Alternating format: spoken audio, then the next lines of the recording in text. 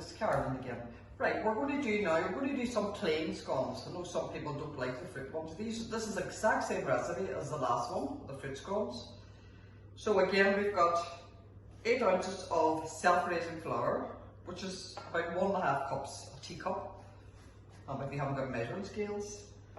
And what we're going to do, we're going to add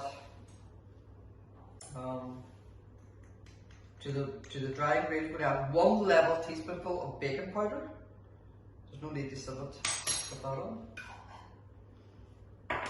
And we're going to mix that through, make sure it's all incorporated, the baking powder.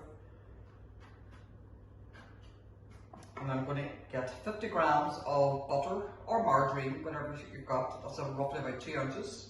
Put that on as well. I'm going to use the rubbing in method again, so just literally rub it on with the fingertips, so it incorporates all the air. Just takes a couple of minutes.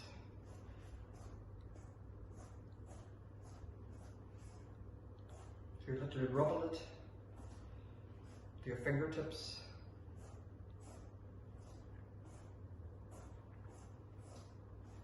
And that's it.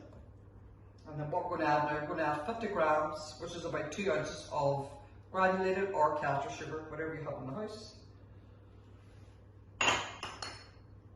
And we're going to mix that through.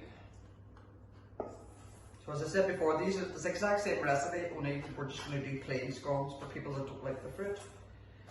Now what I found too when I was making the plain scones, I like to add a little bit of orange zest. It gives it a nice wee flavour, you know, you'll find if you use it. So just going to do, I mean, I'm going to get mandarin oranges, so if you're using a large orange, just do half of it. It's more than enough. So just grate that. You don't want to go down to the white pit, that's very bitter, so just get the zest of the orange.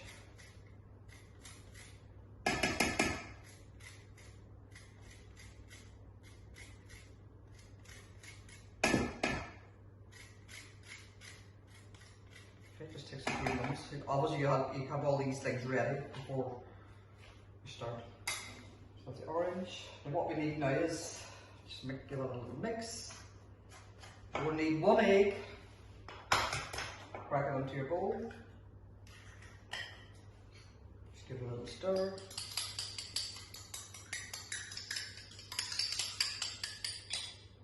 And make a well in the centre. Add the egg in. I'm going to incorporate a bit of milk or buttermilk. I mean, I like to use buttermilk in scones. I think it gives a nicer scone. So just do a little bit at a time. You don't want to add too much. And just mix that well. So just be careful. I will show you the consistency that you would need. You don't want it too wet or too dry, you know. Just coming together.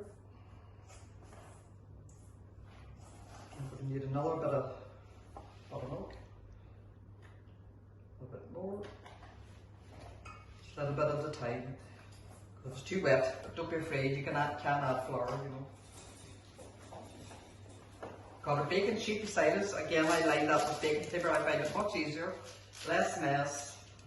And you can dust it if you want a little bit of flour on your scones. Looks nice and homemade. And just give it a little sprinkle on the worktop and roll out your dough.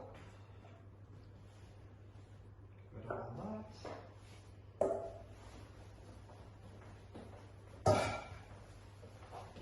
And again, we're going to give it a light kneading. We don't need a lot of flour, just 1 centimetre thick, you know.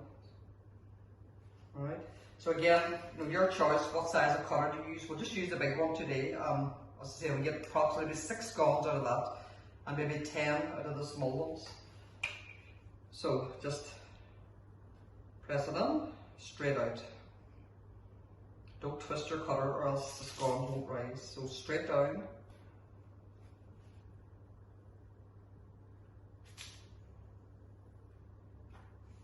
Flatten it.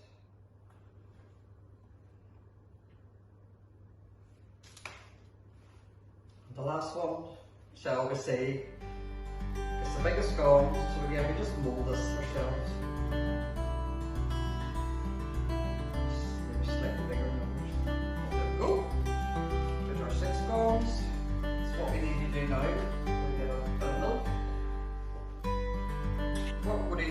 just going to brush a little bit of milk. You could do milk or egg on top of the scones. It just gives it nice, nice presentable. So egg or milk. Just brush the top of them lightly. And we're going to place that in a preheated oven at 200 degrees centigrade for about 12 to 15 minutes. And here we go with the finished products. We have got the 6 fruit scones, which we baked earlier, and this is the plain scone just out of the oven.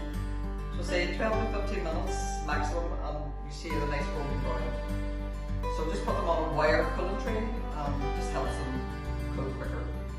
If you like a nice soft scone, actually, some people put a